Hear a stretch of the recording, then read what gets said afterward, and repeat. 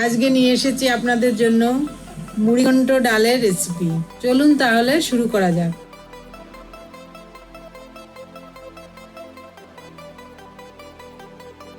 মুগ ডালটা ভেজে নেব।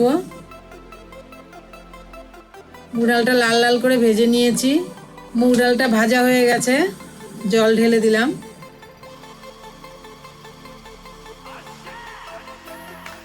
কাঁচা লঙ্কা দিয়ে দিলাম। ডালটা সিদ্ধ হয়ে গেলে নামিয়ে নেব।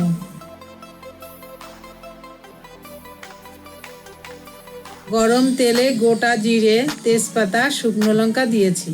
এবার মাছের মাথাটাকে দিয়ে দেব।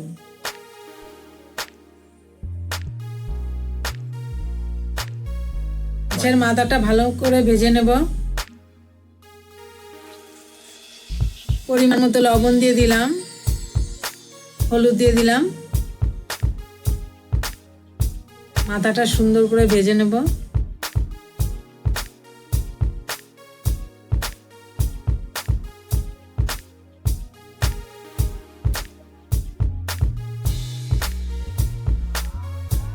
মাথাটাকে ভেঙে নিয়েছি, খুন্তি দিয়ে আস্তে আস্তে ভেঙে নিয়েছি।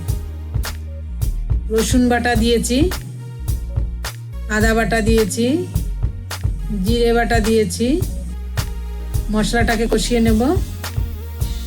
মাছের মাথাটা প্রায় ভাজা হয়ে এসেছে। এখানে আমি পরিমাণ মতো লবণ দিয়ে দেব, পরিমাণ মতো হলুদ দিয়ে দেব, কাশ্মীরি লঙ্কার গুঁড়ো দিয়ে দেব। মশলাটাকে সুন্দর করে কষে নেব। প্রায় হয়ে এসেছে কষা। ডালটা ঢেলে দিয়ে ফুটিয়ে নেব।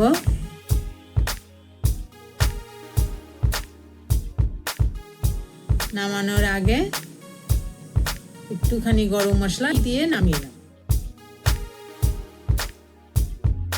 সামান্য একটু গোলমরিচের গুঁড়ো দিয়ে দিলাম।